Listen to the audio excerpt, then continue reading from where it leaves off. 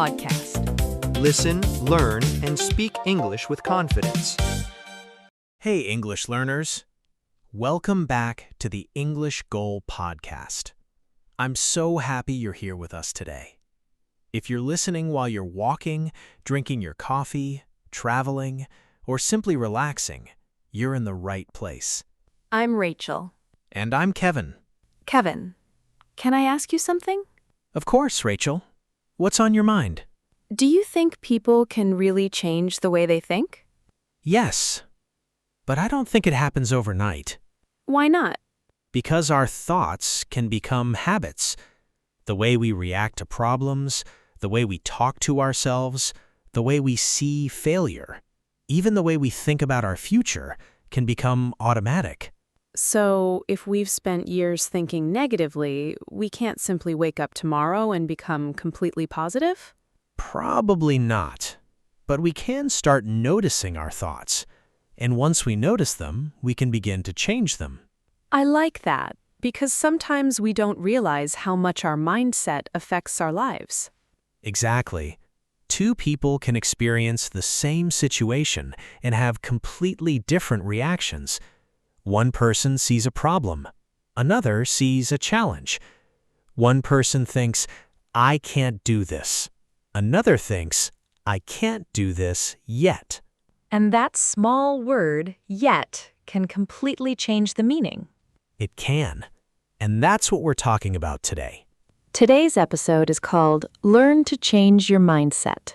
We'll talk about how our thoughts influence our actions, why negative thinking can become a habit, how to develop a growth mindset, and how changing the way you see a situation can change the way you respond to it.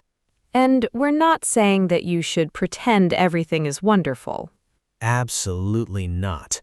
Changing your mindset doesn't mean ignoring reality. It means learning to look at reality from a more useful perspective. If you're a B1 or B2 English learner, this conversation is perfect for you. And if you're a strong A2 learner, don't worry about understanding every word. Just relax, listen, and enjoy. Let's begin. Awesome. I am ready, Rachel. So, Kevin, what exactly is a mindset? I would describe it as the way we usually think about ourselves, our lives, and the situations we experience. It's like a mental habit. Can you give me an example? Sure. Imagine two people lose their jobs. The first person thinks, my life is over. I'm not good enough. I'll never find another job. The second person thinks, this is difficult. I didn't expect it, but I'll start looking for something new. The situation is the same. Both people lost their jobs, but their mindsets are different. Exactly. And because their thoughts are different, their next actions may also be different. The first person might give up. The second person might update their CV and start applying for jobs. Exactly. Our thoughts don't control everything that happens to us, but they can influence what we do next. So, mindset isn't magic. Definitely not. A positive mindset won't make every problem disappear, but it can help you respond to problems differently. That's an important distinction, because sometimes people think, if I think positively, everything will work out. And that's not realistic. Sometimes things don't work out. Sometimes we fail. Sometimes people disappoint us. Sometimes plans change. A healthy mindset doesn't deny those things. It asks, okay, this happened. What can I do now? That's much more practical. Instead of asking, why is this happening to me, we can ask, what can I do about it? Exactly. The first question can keep us stuck. The second question moves us forward. Do you think our mindset comes from our experiences? Definitely. Our experiences can teach us certain beliefs. For example, imagine a child who makes a mistake while speaking in front of the class. Everyone laughs. The child feels embarrassed. Later, that person may start thinking, I don't like speaking in front of people. Then perhaps, I'm not good at speaking. And eventually, I should never speak in public. So one uncomfortable experience can become a belief. Yes, and that belief can influence future behavior. They avoid presentations, they avoid meetings, They avoid speaking up. And because they avoid those situations, they never get the chance to discover that they could actually become good at them. That's interesting. The belief creates the behavior, and the behavior strengthens the belief. Exactly. It's a cycle. And breaking that cycle requires doing something differently. Yes, maybe the person starts with something very small. They ask one question in a meeting. Then they share one idea. Then they give a short presentation. Each experience gives them new evidence. New evidence that says, maybe I'm not as bad at this as I thought. Exactly. Sometimes changing your mindset isn't about simply telling yourself, I'm amazing. It's about collecting new experiences that challenge your old beliefs. Kevin, what do you think is one of the most limiting things people say to themselves? Probably, I can't. Why is that so powerful? Because I can't sounds final. It closes the door. And what's the difference between saying, I can't do this, and I can't do this yet? The second sentence leaves room for growth. It says, I don't have the skill now, but I might develop it. That's especially important when learning English. Absolutely. Imagine saying, I can't speak English. Now imagine saying, I can't speak English confidently yet. The second sentence is completely different. Because it recognizes where you are without deciding where you'll always be. Exactly. And that's what a growth mindset is about. You believe that your abilities can develop through practice, learning, and effort. But sometimes people misunderstand this. They think a growth mindset means if I work hard enough, I can do absolutely anything. That's not realistic either. We all have limits. We all have different circumstances. Some things take longer for some people. But having a growth mindset means believing that improvement is possible. So instead of asking, am I naturally good at this, we ask, how can I get better at this? Exactly. That's a much more useful question. Let's use English again. Someone might say, I'm bad at pronunciation. What could they say instead? I'm still working on my pronunciation. Or, my pronunciation isn't where I want it to be yet. And then they can practice. Exactly. They can listen, repeat, record themselves, compare, try again. Slowly, they improve. The mindset changes the action. Yes, and the action eventually changes the result. I think another common mindset is perfectionism. Definitely. Perfectionism can sound like, if I can't do it perfectly, there's no point in doing it. That's dangerous because beginners are almost never perfect. Exactly. Imagine someone learning to cook. They make their first meal. It isn't perfect. They decide, I'm terrible at cooking. So they stop. They never practice again. Of course they don't improve. Because they expected the result before they had the experience. Exactly. Learning requires permission to be bad at something for a while. That's a powerful idea. You have to be willing to be a beginner. Yes, and being a beginner isn't embarrassing, it's simply the beginning. The same is true for English. Your first conversation might be awkward. Your pronunciation might not be perfect. You might forget simple words, but that's okay. Because speaking badly today doesn't mean you'll speak badly forever. It just means you're learning.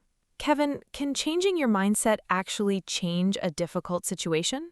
Sometimes it can change the situation, but even when it can't, it can change how you experience it.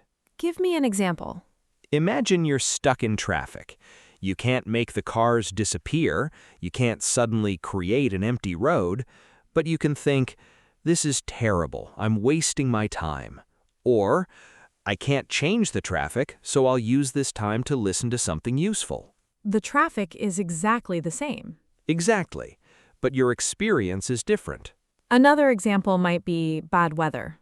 Yes, if it rains on a day when you plan to go outside, you might think, this ruined everything. Or you could think, okay, my plan changed. What can I do instead? That doesn't mean you have to love the rain.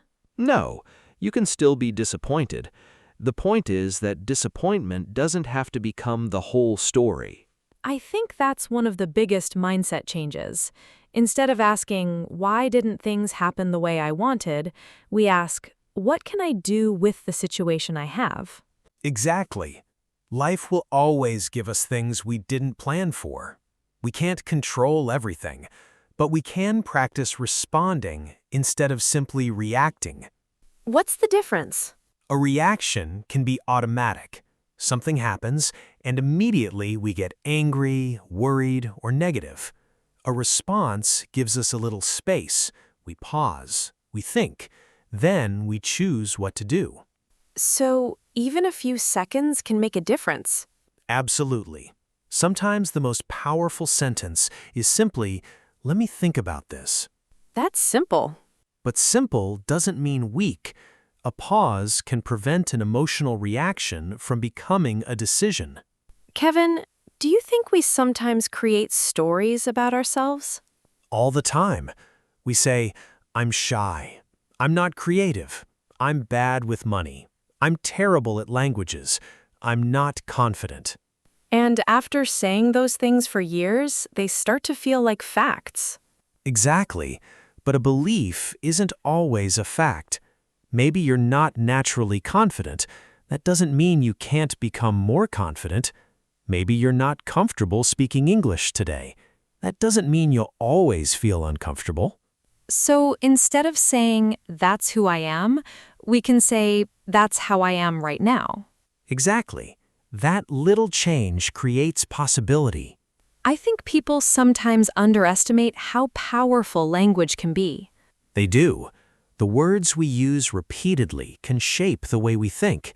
If you constantly tell yourself, "I'm unlucky," you'll probably notice every bad thing that happens. But if you ask, "What can I learn from this?" your attention moves somewhere else. You're not changing the past, you're changing the meaning you give it. Exactly. And that can be incredibly powerful. So Kevin, if someone wants to change their mindset, where should they start? I'd start very small. Don't try to change every thought you have. Just notice one repeated negative thought. For example? Maybe you often think, "I'm always behind." When you notice it, pause. Ask yourself, behind whom? According to whose timeline? That's a great question. Or perhaps you think, "I'm not good enough." Ask, what exactly am I struggling with? Maybe you're not failing, maybe you're simply learning. So we replace vague negative thoughts with specific questions. Exactly. Specific thinking is often more helpful than dramatic thinking. What else can we do? Keep track of small progress. At the end of the day, ask yourself, what did I do today that I couldn't do before? Maybe you learned 5 new words. Maybe you spoke English for 10 minutes. Maybe you handled a difficult conversation better. Maybe you said no when you normally would have said yes. Small wins. Exactly. Small wins give your brain evidence that you're capable of change. And what about the people around us? They matter too. If you're constantly surrounded by people who tell you, "You can't do that, that's impossible," people like us don't do things like that. It can affect the way you see yourself. So we should choose our environment carefully. Yes, you don't need people who agree with everything you do, but it's helpful to have people who encourage you to grow, people who challenge you without putting you down. People who say, that's difficult, but let's see what you can do. Exactly. Now it's time for today's word walk. Let's learn 5 useful English words from our conversation. Word 1, mindset. Mindset means the way you usually think about yourself, life, or a particular situation. For example, a positive mindset can help you deal with challenges. Word 2, perspective. Perspective means the way you look at or understand something. For example, talking to her changed my perspective on the problem. Word 3, growth. Growth means the process of developing, improving, or becoming better. For example, learning from mistakes is part of personal growth. Word 4, limiting. Limiting means preventing someone or something from developing or achieving more. For example, the belief that you can't improve can be a limiting belief. Word 5, possibility. Possibility means something that may happen or may be possible. For example, changing your mindset can open the possibility of doing things differently. Kevin, I think I've learned something from today's conversation. Maybe changing your mindset isn't about becoming a completely different person. I agree. It's about becoming more aware of the thoughts that are holding you back and choosing more helpful ways to think. Instead of saying, I can't, we can say, I can't yet. Instead of, I failed, we can say, I learned something. Instead of, this is impossible, we can ask, what's one small thing I can try? And instead of believing that one difficult moment defines our whole life, we can remember that it's only one moment. You don't have to change everything today. Just change one thought, then one action, then another. And little by little, your way of thinking can change. And when your thinking changes, your choices can change. When your choices change, your habits can change. And when your habits change, your life can slowly change too. So here's our question for you today. What's one thought you'd like to change? Maybe it's, I can't do this. Maybe, I'm not good enough. Or, it's too late for me. Try changing it into something more helpful. Maybe, I can learn. I'm getting better. Or, it's not too late to begin. I'm Rachel. And I'm Kevin. And you are listening to the English Goal Podcast. Keep learning. Keep practicing. Keep believing in yourself. And remember, your English goal and your life goal are both closer than you think.